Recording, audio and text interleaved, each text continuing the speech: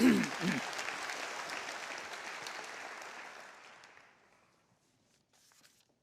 know, asked to be teaming up with Oz Guinness.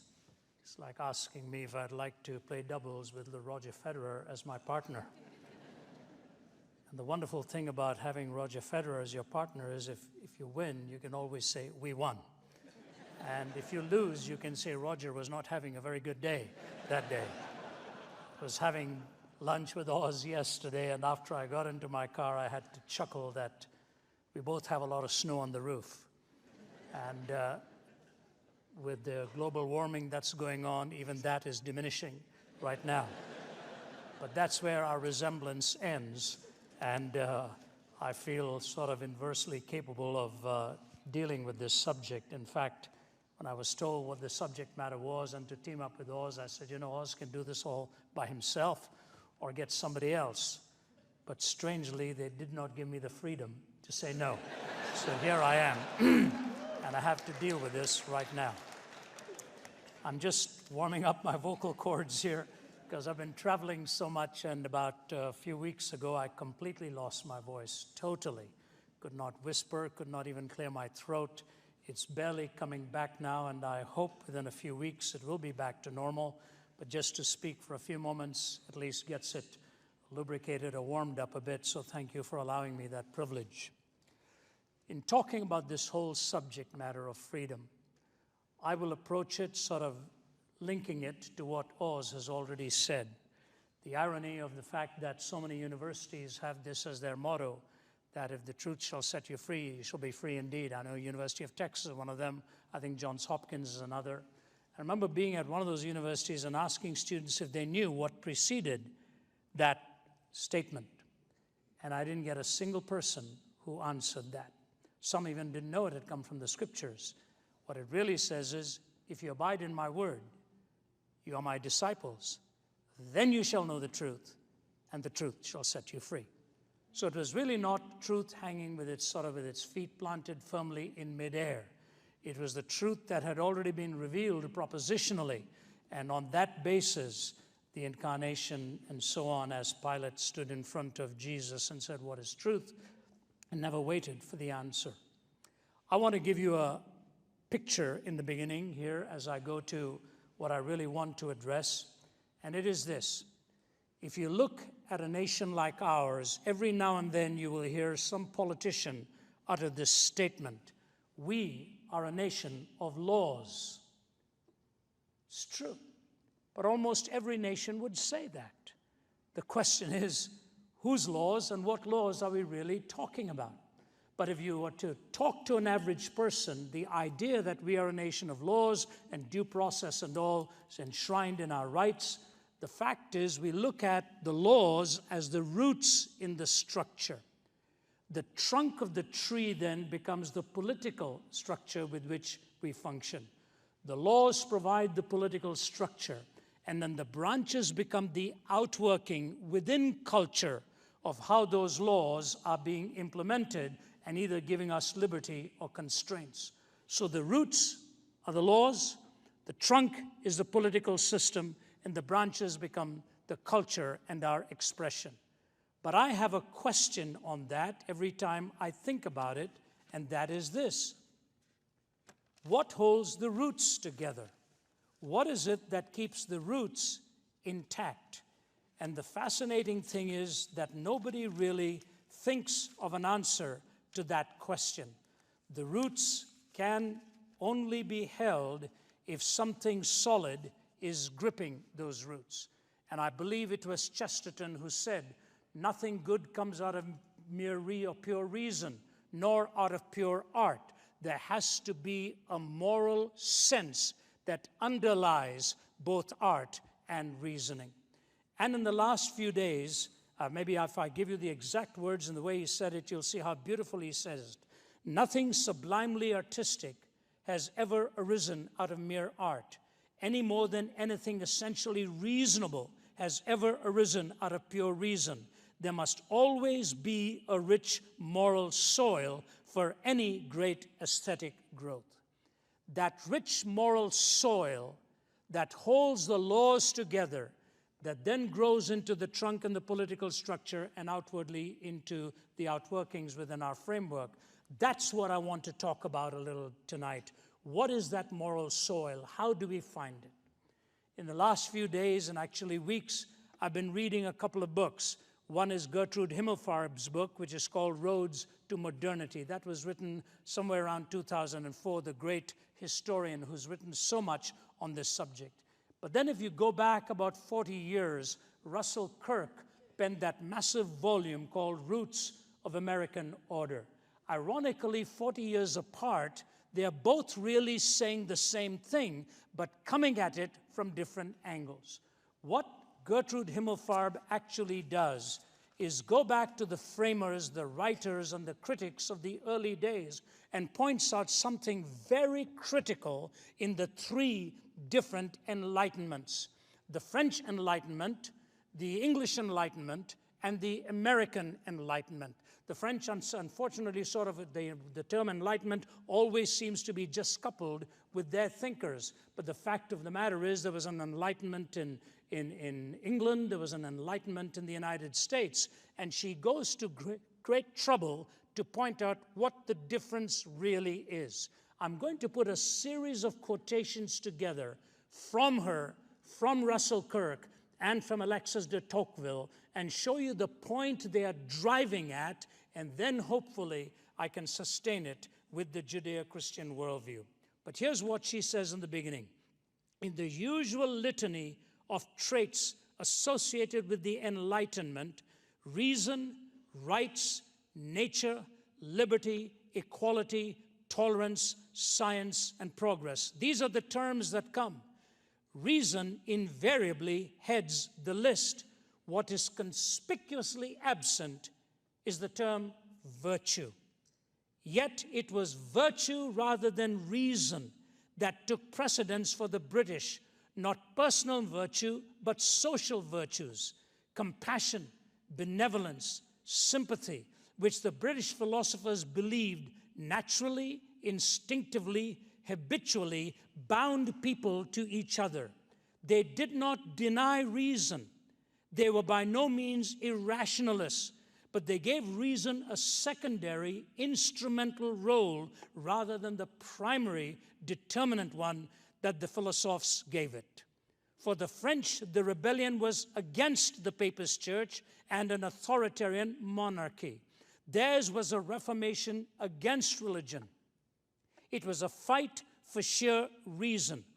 It was in the name of reason that Voltaire declared his war against the church, and that Diderot proposed, quote, to strangle the last king with the entrails of the last priest.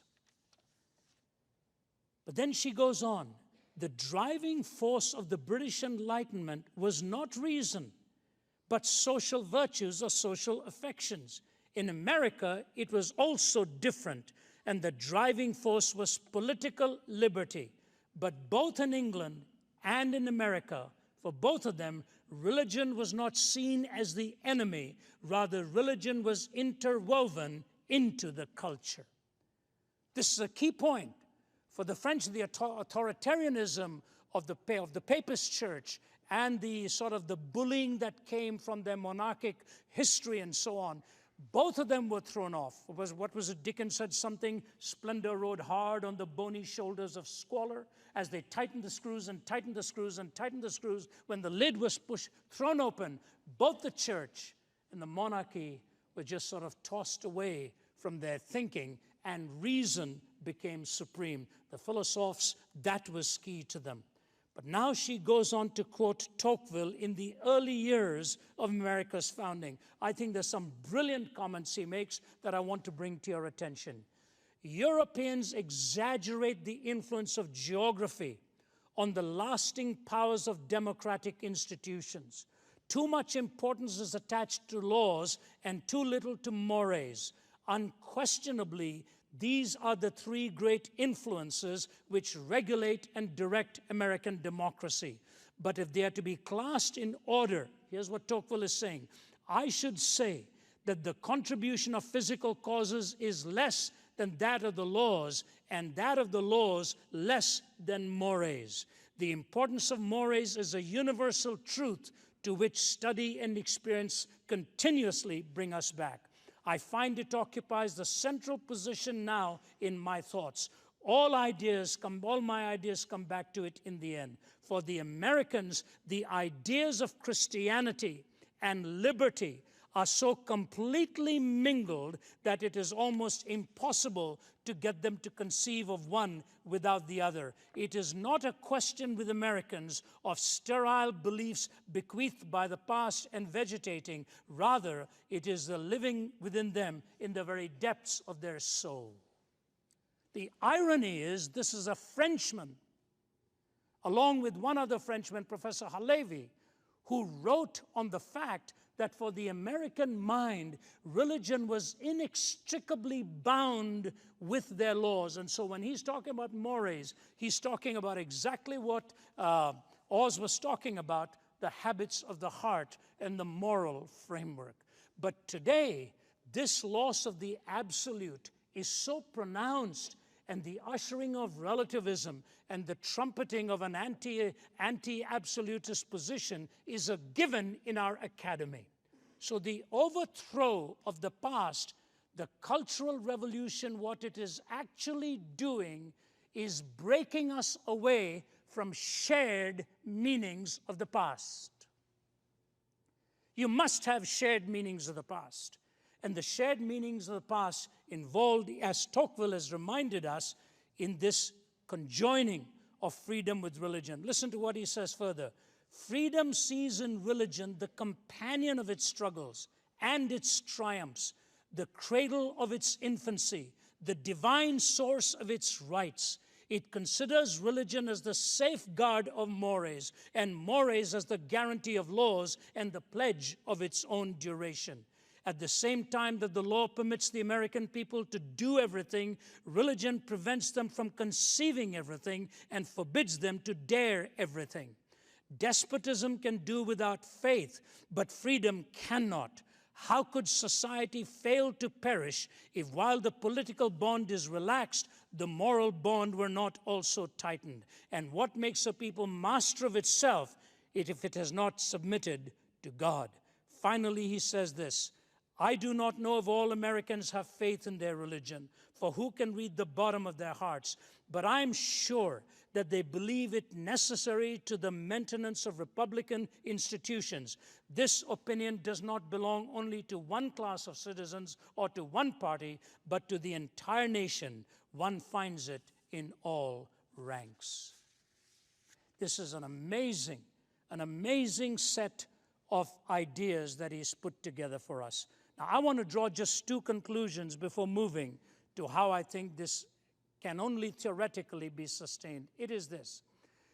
The two conclusions I draw is that if morality is at the heart of what you and I must believe, then truth and meaning become the result of that, and truth and meaning bring that into focus.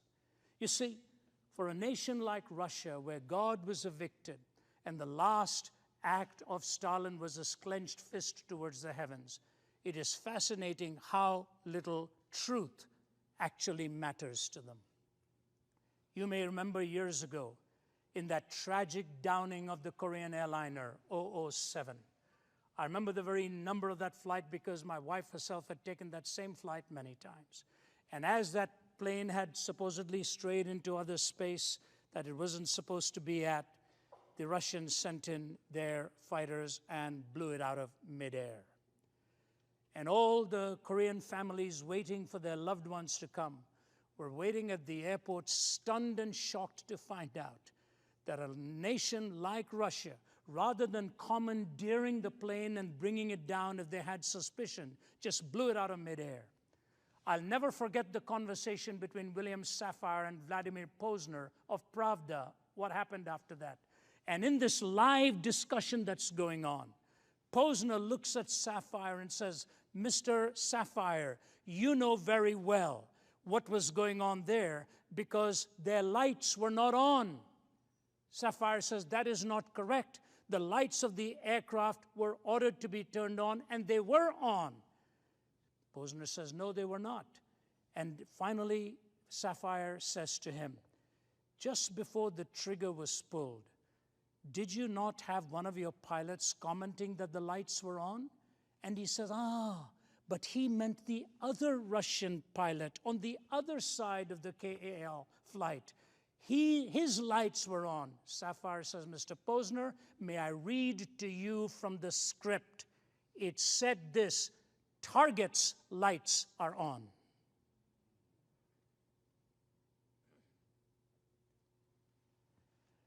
Vladimir Posner was a reporter for Pravda, which means truth. The two leading newspapers is Vestia, which means news, and Pravda, which means truth. Many Russian friends have said to me, there's no Izvestia in Pravda, and there's no Pravda in Izvestia. There's no news in the truth, and there's no truth in the news. 40 years ago, Russell Kirk, Roots of American Order, traces America's founding actually to 4 cities. He goes through them: Athens, Rome, Jerusalem, and London. He describes what exactly that meant, and he bemoaned the fact that Jerusalem's bequest was the moral law, moral reasoning, the very person of God. And he said, Rome still exists in America, Athens still exists, London still does, but Jerusalem is gradually being expelled, and the moral law is no longer there. And so I just say this to you in bringing this to a conclusion. What did the moral law serve in the founding of this nation, as it did even in the Old Testament scriptures? When you go back to the beginning of time, there was only one law. Don't eat of the tree of the knowledge of good and evil, because on the day you eat of it, you will surely die. Very clear prescription. What did it mean? Don't play God. Don't become the definers of good and evil. Very simple. Don't play God, because on the day you do it, you're going to die. Satan twisted the whole thing and said, look, the reason he's told you not to do this is because when you eat of it, you will be as God, knowing good and evil. That's exactly what's happened in our nation today. Every one of us is playing God and denying that a transcendent, moral, infinite, uncaused being actually exists. We have deified ourselves in the process. That's precisely what has happened. Eating of the tree. You know, when you look at the healthcare law, one of those marvelous laws which was read after it was passed. And in that law, thousands of pages, thousands of pages. Why is it we need so many laws to govern us? Because we violated that one law. Every law now dies the death of 1,000 qualifications. And so the moral law of God was just one prohibition. The second stage of it was Abraham, the man of the tent and the man of the altar. That was the law by which he lived, the law of faith. That this world is a world in which we are pilgrims. There's a transitoriness to this. But wherever he went, he built an altar because life at its core was sacred. Lot did not do that. And so from the moral law, we move to Abraham's example, the man of the tent and the man of the altar. And then we come to the third stage. This is critical, the Decalogue. Thou shalt have no other gods before me. What preceded that? I am the Lord your God that brought you out of the land of Egypt. Therefore you shall have no other gods before me. The primary condition to which you and I are called is the condition of salvation and redemption. We cannot be a righteous nation until we are a redeemed nation. The salvific process was indispensable to the Decalogue. The moral law came after the heart could recognize that it needed to be transformed. The transformation of the human heart leads then to righteousness and ultimately to worship. That is the logical and the chronological sequence of redemption, righteousness, and worship. And so I say this to you. Why is that redemption necessary? Because first, there was a deep description of sin. Nobody likes to hear this anymore. So I say, all right, let's call it violation of purpose. So a 21-year-old man walks into a room and kills people 2 to 3 times his age and sits there for an hour watching them. And I say to myself, what is going on in the mind of this young man? Beholding people who came to pray, to read God's word, who knows at their stage in life what struggles and pains were already etched into their consciousness, and now to be gunned down by a man like this. Oz often says in our discussion that catastrophic evil like this forces us to define the very term what we mean by evil. The first line ever published in North America, the first line ever printed in the New England Primer said this: "In Adam's fall, we sinned all." It was the first line. And Muggeridge used to say the depravity of man is at once the most intellectually resisted fact, at the same time that it is the most empirically verifiable. It's a fact. Number two, the condition. Number one, the condition. Number two, the answer. There is no other worldview. There is no other worldview that takes you to a hill called Calvary, and on the 2 pieces of timber where a Savior is dying for his creation, the Savior. And what is happening there is grace and truth are centerpiece as revealed to us, the grace of God in his forgiveness and the truth of God that sin is a destructive thing and you and I desperately need a Savior. Ladies and gentlemen, here's what I want to say to you. Watch discourse today. And we face this. Some of the hostile letters we get and the angry letters. Sometimes I put them down on my desk and I say, who is this person? Why is there so much hate in this heart? Where is the grace? Where is the courtesy? Where is the kindness? Grace has gone. It is ironic that in the early 1800s, Alexander Dumas and Victor Hugo were penning 2 books. Dumas wrote the book on the Count of Monte Cristo and Victor Hugo on Les Miserables. And the entire narrative in Les Mis, and Hugo was unpopular for that book in the beginning because he had a bishop playing the part of extending grace to a criminal. The story of grace, the story of courtesy. Why can't we disagree today without being so disagreeable? Why do we have to mount such bitterness, such language that cuts people down? Why can't we sit down across tables and talk it?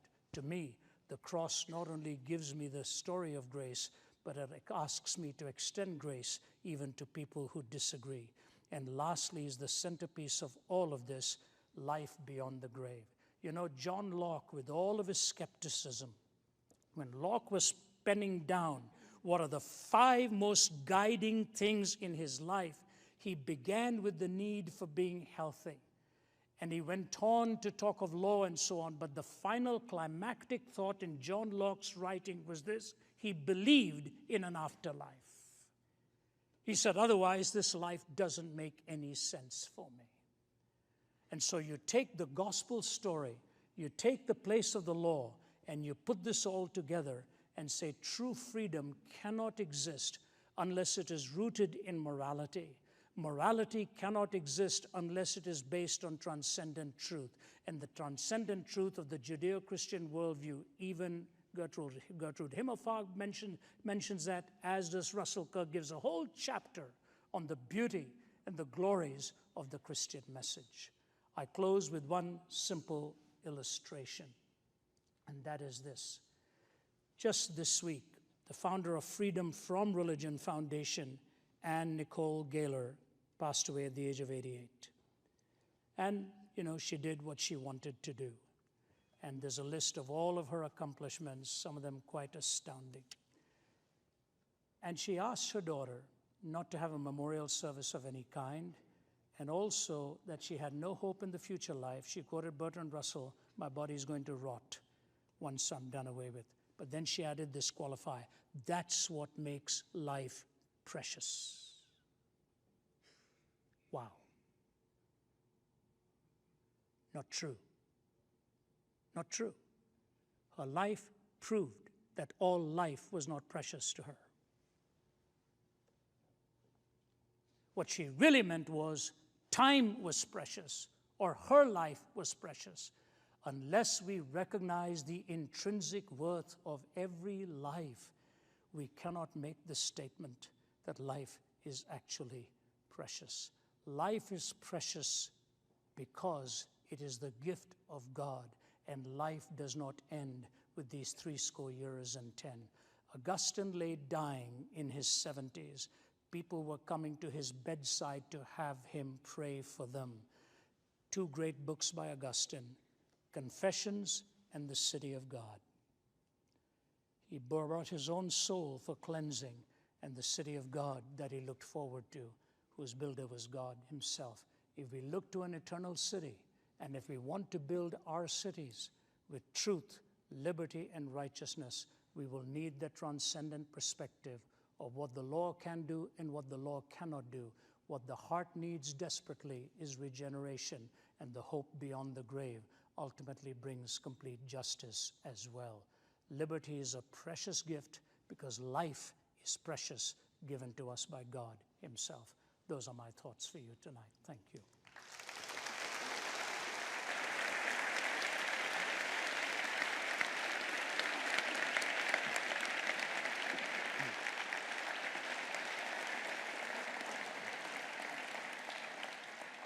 Thank you, Ravi, and thank you, Oz. And we're going to move now to a time of some Q&A. We'll take some questions. Just a word of apology in advance. We can obviously only get through a few, and we will try to do that. There will be a microphone in the center where you can come down and ask your question there. And we do ask that if you do come and ask a question, please, no speeches, no long 3-point sermons. And please don't ask Ravi or us tonight, are we absolutely free or are we predestined? That is not on the agenda tonight. Although I did say to Oz at the beginning, the two of you have been traveling the world so long, I know you've got this figured out, and everybody would like to know, but we won't go there tonight. So please pass on that one. If you would, keep it relevant to this topic so that we can have just some questions on this. We do want to think about freedom. And maybe if you just come and line up while we're doing that, I'm going to ask a question of our both gentlemen tonight, just to begin us off. So if you get a question and you want to come down and line up, we can maximize the time. But Oz and Ravi, in both your respective ways, when we think of people coming with sense of hope, they look at times, changing times in culture. We've all seen the world change rapidly around us, but we also know from history, what should we actually be doing? I mean, many people, we get the ideas at times we see around us. We think of Germany during the Bonhoeffer years. We think of Christians living under communism. Even things today where life seems constrained. What would you say to us, or what would you like to say practically that people could go out of here today in their churches or in their individual lives? What should they practically be doing to make a difference into today's kind of climate and bring as agents of hope in a sense? Oz, I don't know if you want to take the first shot and then give Ravi a second to let us. Is it possible to turn up the lights? I'd love to see the audience. We are being asked if we can turn up the lights so we can see the audience a little bit. There we go. One of the questions I get asked a lot is, how on earth could the German Christians have caved in to National Socialism? And if you've ever looked at that period, the answer is actually very simple. If you understand the temper of the times, you can see the roots of cowardice, why they caved in. And if you look at much of the Christian church in America today, you have a similar temptation to cowardice. And I would say, Stuart, this is a time like Athanasius, Contra Mundum against the world, where he was exiled 5 times by the emperor, but kept coming back, standing for the faith, or Bonhoeffer, the Barmen Declaration. This is a time for Christians with convictions. They know who they believe, they know what they believe, why they believe, but they have courage. And we've got to practice the way of Jesus with gentleness, compassion, grace, but courage. That's what I would say. Thank you. Ravi? And I say this to you, Oz feels that very, very deeply. We've talked a lot about this. And he keeps coming back to this. It's really, this is the Bonhoeffer moment for the church. It's the moment where our sacred beliefs are being threatened in so many different ways.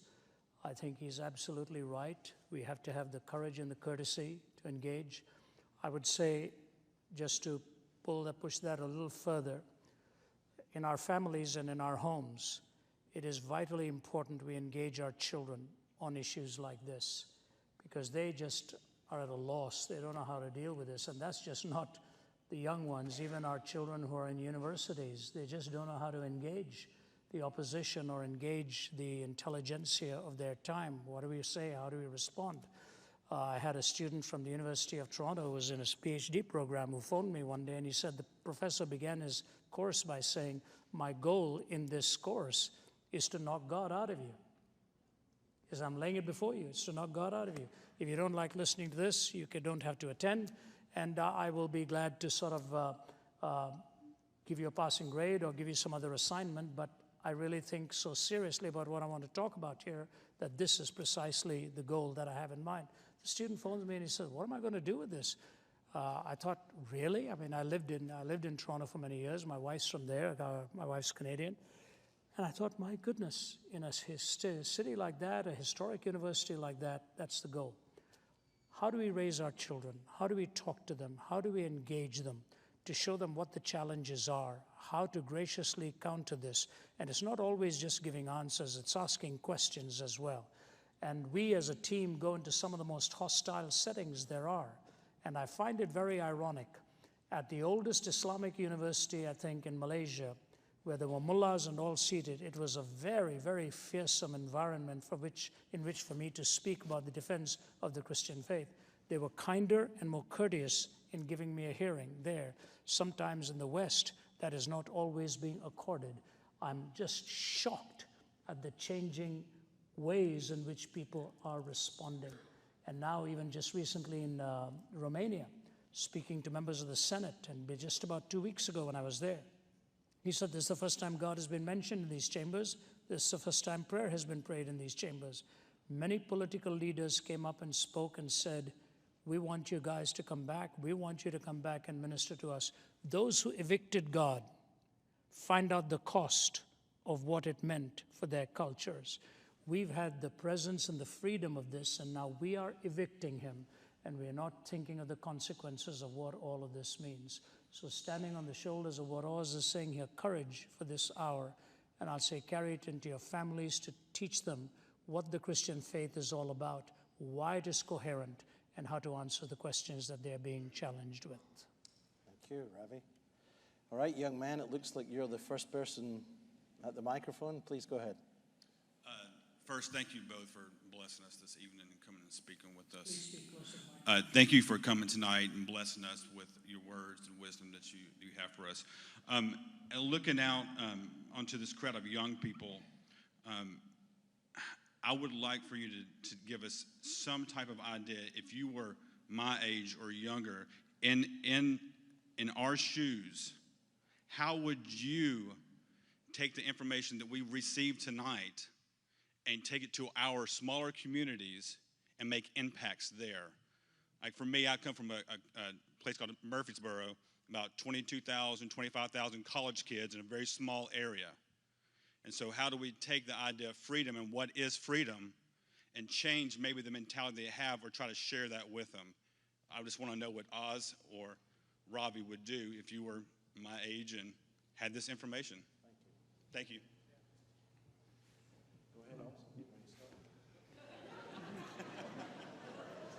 First, I would break with the notion of generationalism. It's one of the problems of the younger generation. It's a generational thing you wouldn't understand. You know. Yeah. But there's something very profound by it. It's the new relativism. It's the new mistrust of authority. It's the new corrosion of tradition. We've got to get that generation to really pass on the faith. And actually what we want to pass on is the same old thing. People need to know the Lord. They need to have deep theology. They need to have a thought-through Christian worldview. They need to have a sense of individual calling. They need to have brothers and sisters who'll stand around them for a lifetime, not networking, but a real fellowship group to hold them accountable. And these are actually the same things every generation needs. And then you have to identify the problems of this generation: the abandonment of evangelism for social justice, the rise of a cynicism rather than a confidence in the gospel. There are all sorts of obvious things. Analyze the generation, break with the worst of it, and teach again and pass on the simple things of the faith, like Paul did to Timothy, and so on. I don't think it's actually rocket science. I had two footnotes to that, too. The means through which young people engage today is sometimes very different out here. I'm a reader. I'm not a viewer or a watcher. I hardly watch anything. I just read. There's a good T-shirt I saw in Thailand. I don't even know if he understood what it meant, but this guy was walking on the street and it said at the back, "Don't judge a book by its movie." And I think it's very important to be able to find the means through which you gain their attention. Hollywood is very sharp in this.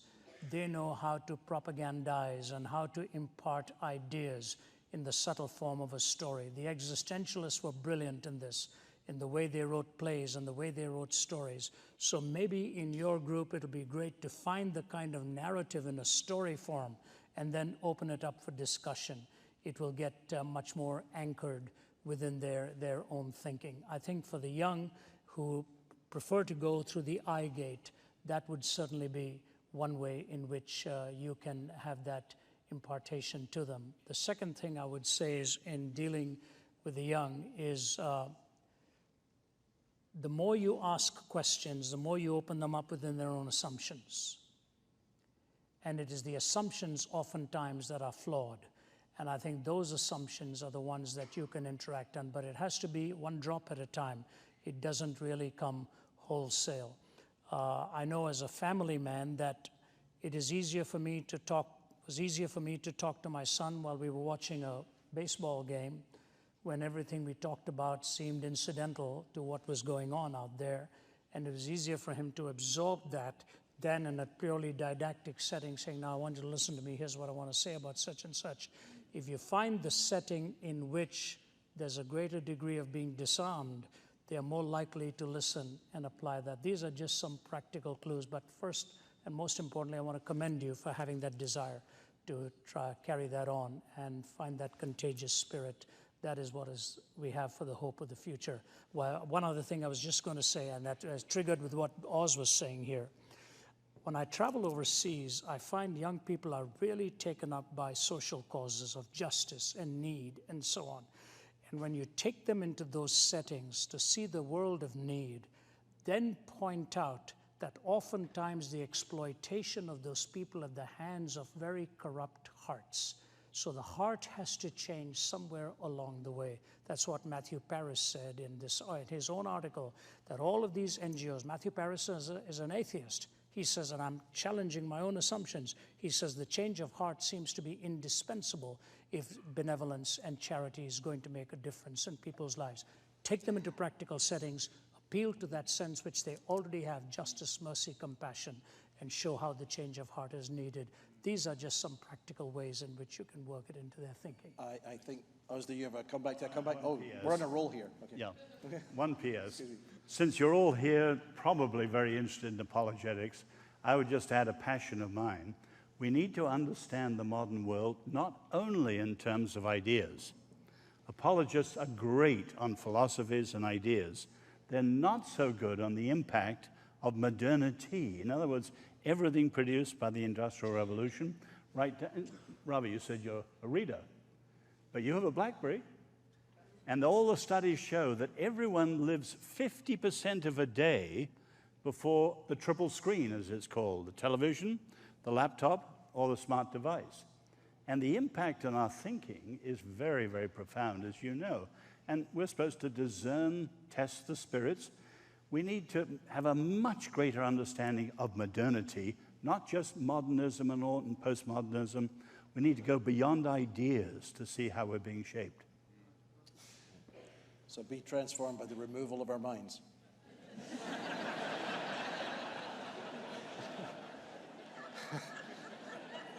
He's not sure on that one. That's okay. Go ahead, young man. Gentlemen, as our culture feels the tension between desire for freedom and desire for security, how can we best articulate the need for freedom of conscience? That is currently the burning issue. If you just think in 20 years, the Religious Freedom Restoration Act in the early 90s passed with only 3 people in the Senate and the House, hundreds of people, only 3 dissenters, universal approval. Now, a total fracturing of the understanding of religious freedom and freedom of conscience. Why?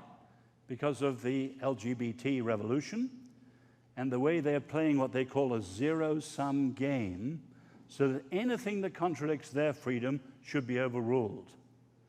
The tragedy with that is these are former liberals who are now highly illiberal, because if one human right, the new fashionable one, overrides the accepted traditional understanding of a deep human right, conscience and religious freedom, what you're saying is that rights are only a matter of power. And you're in a kind of Nietzschean power game that is destructive of all human rights. And it's just another example how many of our secularist friends can no longer give a foundation for human dignity. And now increasingly they can't give a foundation for freedom. And many of their ways of stressing it are undermining freedom. So it's not a matter of defending ourselves. We want to defend a right that is precious for all human beings. And if you go back to the history of religious freedom, the first mention was by a Christian, Tertullian, who argues that worship of God must be uncoerced and free. And you can see that running down the centuries, sadly contradicted by the Catholic centuries. But when it was rediscovered in the 17th century, Roger Williams, the founder of Rhode Island and so on, that was the point of it. This is a precious human right. Of course, we may face persecution and death, like our brothers and sisters under the Islamic State. So freedom of conscience is not on the level of the gospel. We are faithful to the gospel, but it is a precious right that gives us and everyone a freedom, and it's in danger this very year. And anyone who followed the Indiana case knows the very troubling responses to this issue. So be active, be involved, be... Well, we've all got our limited areas, but wherever you are, understand the issue and be a persuader in public in the circles that you move. All right. And above all, when we come to the national level, pray. Amen. Young man, you're ready to go. This question may be a bit off topic, but I'm wondering something. As you know, religion is a really touchy subject this modern day. So if you have your modern day politician, a pastor's going to ask him, what would you say on the subject of a new church, say, downtown? And then he goes, build your church, I want your votes. He's thinking the I want your votes thing, but... And then an atheist starts glaring at him, and then he quickly adds, but don't overdo it. So how do you think they manage to balance out the beliefs of Christians and other people who believe in God and atheists? How do you think they manage to do it and still manage to get elected? Will you get the... I may have got it slightly wrong. Yeah. Essentially, the young man is asking about the freedom to believe and not to believe, and someone gets elected giving maybe favors to a church, but then how do we balance these conflicting voices? It's back to the religious liberty question of the person who doesn't believe aggressively and the person who does, and is politics just a sort of a neutral art of throwing dogs to a bone? Great question. Very, very quickly. Or boys to a dog even. What? Sorry. Very, very quickly. Worldwide, we've got 2 massive problems: state oppression and sectarian violence. Now, in countries like the United States, where they had a pretty good system until recently, you can see two competing visions that I think are becoming extreme. One is those who argue for a sacred public square. In this country, it's many people who want to impose Christian things everywhere, like school prayer. You have California schools with 90 religions in one school. What on earth does Christian school prayer have in that sort of situation? But you've got proponents of the so-called sacred public square, and then on the other side, this is what you're referring to, proponents of the so-called naked public square who are driving the whole business out. And what they're doing is closing the public square and undermining freedom yet again. And we should be fighters for people, in quotes, we should be proponents of a civil public square where everyone, based on freedom of conscience, has their religious freedom. Not just us. I remember a Jewish journalist said to me in the 1980s, I know about evangelicals, he said, they talk justice, but what they really mean is just us. And we've got to be seen to be fighting for the common good, everyone's freedom to enter the public square. And that's a huge issue. That's a tiny, brief answer. Which is the very thing we're battling with in the country at the present, right? The idea of what is the common good and can we find a shared future together? Ravi, did you have anything to add on that? Well, I think one of the things that, at least up till this point, in these countries, there was the freedom to believe or to disbelieve. Where's the young man? Are you homeschooled? No, sir. No. Boy, you sure sound like one. You're very, very articulate. Yeah. You're so articulate in that. I remember being in one major country. I go to so many countries, so I won't name it. And I was sitting with their minister of religion across the aisle from me.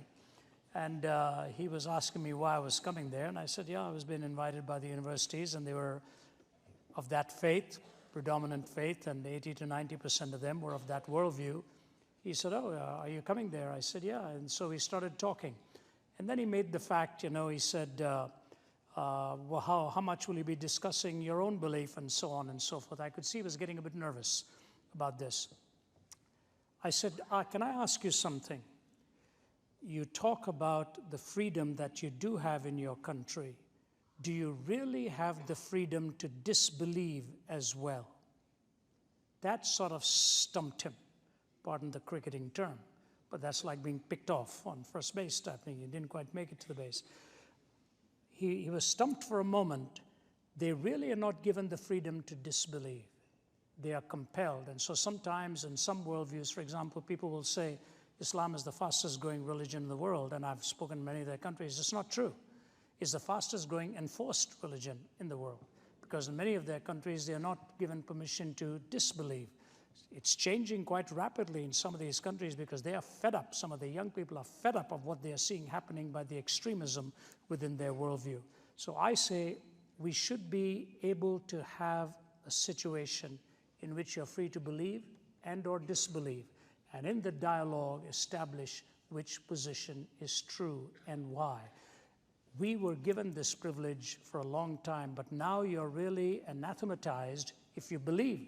You're put into a margin. You're said, you're really not in the inner circle.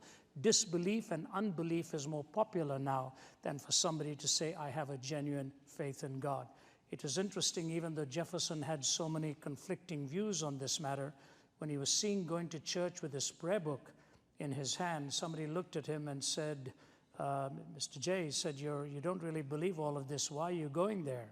And he said, as the chief magistrate in this country, I have to set the example, because without a moral basis for our law, our country will not survive. That was answer. And George Washington's farewell speech, that religion was indispensable to morality. So we ought to be given the freedom to believe and those freedom to disbelieve. And in cordiality, we can have our differences. This country was unique in that it is gradually looking at an equation where those who believe are considered on the wrong end of the stick now. Thank you, Ravi. We've got time. Well, we're getting down to the wire, and we've got one last question. We can maybe add that as a final word. I'll give you a closing word each. Please take this. This will have to be the last question, I'm afraid. Sorry, but go ahead, sir. Well, then it better be a good one, I guess. Well, that's all right. We have gold stars at the end Should of the night. we revoke Donald Trump's freedom to run for president? I'm just kidding. My question is, and this sort of ties with both Oz Guinness, your politics, understanding with liberty, rights, and then Ravi, your understanding of philosophy. I was once taught that freedom is innate in human nature, but is this possible outside the realm of metaphysics in the image of God complex? Please say that last line again. Is it possible outside of the realm of Is it outside the possible of metaphysics in the image of God complex? Very quickly, no. That's why I was saying the worldviews at the end. Read Sam Harris, freedom is an illusion within its naturalistic framework. As I say, the Eastern understanding of freedom is very, very different. And the biblical idea is that made in the image of God, freedom is a gift. As I say, the Lord is the only purely free one. He does what he wills perfectly. We don't. When we do what we will, we're fallen, sometimes good, sometimes evil. But gift, as I said, is that gift of God through which we most resemble our Creator. That's why it's precious. So the answer is no. Ravi, did you want to add? Or okay.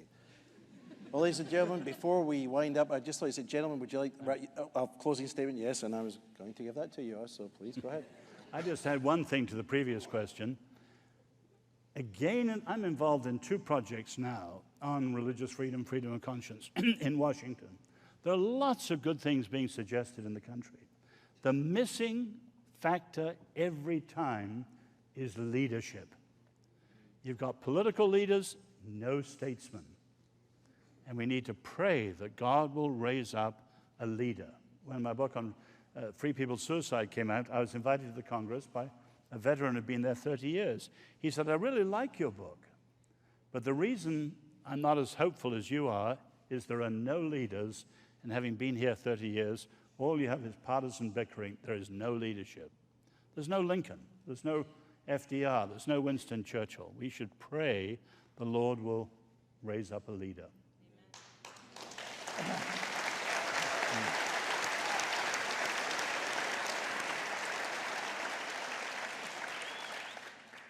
I think, to my way of thinking, this tragedy is so far global right now, even in the world. You know, Oz, you and I travel so much. And I remember being in Amman, Jordan, and I had just come from Damascus, Syria. Some of you may have heard me tell this story. My colleagues have. It was about 4 or 5 years ago. I was every time I arrived in Damascus, they would invite me to the chief of intelligence's office. He'd be flanked by all the generals, and for what it was worth, they'd have some baklava in the front to give you the sweet. It was a very intimidating situation. Nobody ate. We were always just being questioned. And he would look at me always and then say, Mr. Zacharias, he said, thank you for coming here. Don't get involved in the politics of the region. And he'd give me a very stern look. And I said to him, you know me, sir? I don't. He said, yes, and you are very welcome here. I said, I have a question for you. What do you think is happening in this part of the world, or what do you think this part of the world looks like? This was before any of the turmoil had begun with ISIS and Mubarak and Gaddafi and the others and so on. All that overthrow had before that.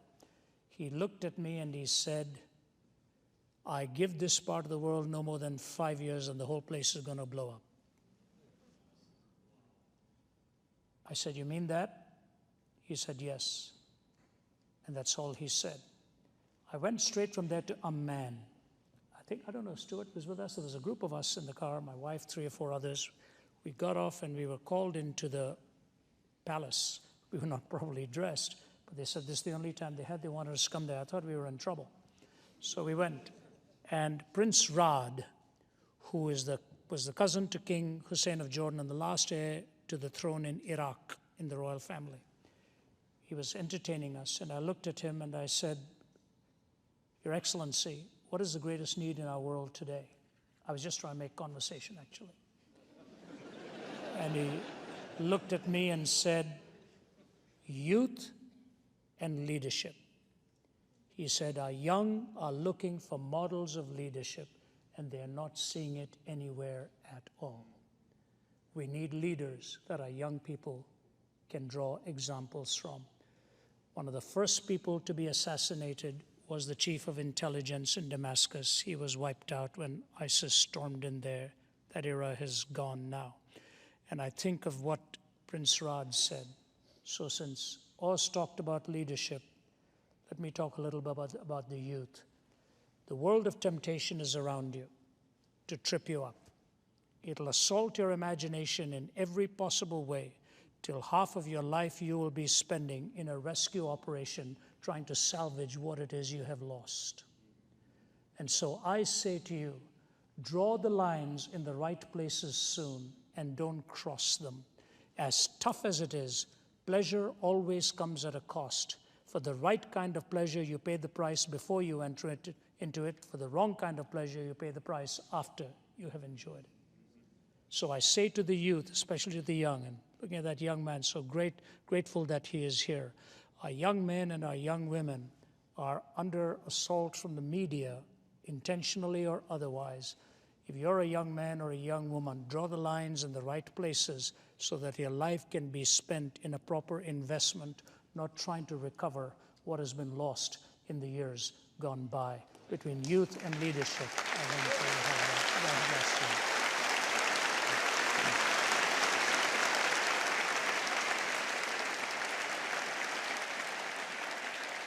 Well, thank you to both our speakers, Dr. Guinness and Dr. Zacharias.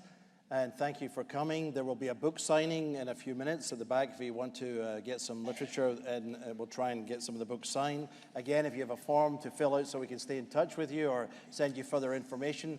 Thank you, ladies and gentlemen, for being here, and pray for the country, pray for our future, and good night to you. Thank you.